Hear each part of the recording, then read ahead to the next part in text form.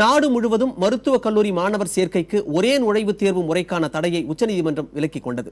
உச்சநீதிமன்றத்தின் இந்த முடிவு எத்தகைய தாக்கத்தை ஏற்படுத்தும்? இப்பொழுது பார்க்கலாம். மருத்துவ படிப்புகளில் சேருவதற்கு பல்வேறு நுழைவுத் தேர்வுகள் நடைபெறுவதை முறைப்படுத்துவதற்காக என்று நீட் எனப்படும் தேசிய தகுதிக்கான நுழைவுத் தேர்வு அறிவிக்கப்பட்டது.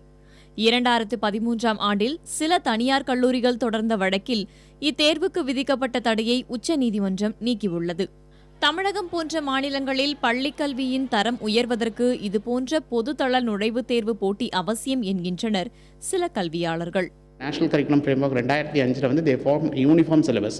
இப்போ ஸ்டேட் வந்து 10வது வரைக்கும் தான் சமச்சீர் எல்லாம் மாற்றலாம். 11th and 12th யாருமே மாற்ற முடியாது. அப்படி மாற்றினா அகில இந்திய அளவில் ஒரு பொதுத் தேர்வை வந்து நடத்த முடியாது. அதனால் சிலபஸ்லாம் காமன் தான். பட் இது இன்றைக்கி யாரும் சிலபஸை வந்து நம்ம வந்து சேலஞ்ச் பண்ணலாம். பிகாஸ் அது வந்து இட்ஸ் கம்ப்ளீட்லி யூனிஃபார்ம் சிலபஸ் தான் நேஷனல் கரிக்குலம் ஃப்ரேம்வொர்க். அதை யாருமே வயலேட் பண்ண முடியாது. அதனால் வந்து கல்வியின் தரம் வந்து நம்ம அவங்களோட நேஷ்னல் லெவலில் கம்பீட் பண்ணணும் அப்படின்னா இதை வந்து எனக்கு தெரிஞ்ச வந்து ஸ்டேட் இதெல்லாம் வந்து கல்வி எந்த ஒரு கட்சி வந்தாலும் கல்வியின் தரத்தின் நலனை கருதி நம்ம மாணவர்களை ஆல் இண்டியாவில் போட்டியிட வரணும். இல்லை நீ இந்த கிணத்துக்குள்ளே தான் நீ கம்பீட் பண்ணணும், இங்கேயே அடித்து சாகணும் அப்படின்னா அது வந்து இட்ஸ் கரெக்ட் கிடையாது. தமிழகத்தில் கடந்த 2005-2006 கல்வியாண்டு முதல் நுழைவுத் தேர்வு முறை ரத்து செய்யப்பட்டது.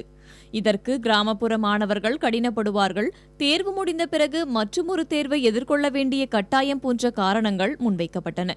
இப்போதும் அந்த நிலை மாறிவிடவில்லை என்கின்றனர் இதனை எதிர்க்கும் மற்றொரு சாரார். இதனால் ஏற்கனவே இயற்றப்பட்டுள்ள சட்டத்தை முன்வைத்து தமிழக மாணவர்களிடையே ஏற்பட்டிருக்கும் குழப்பத்தை தமிழக அரசு தெளிவுபடுத்த வேண்டும் என்கின்றனர்.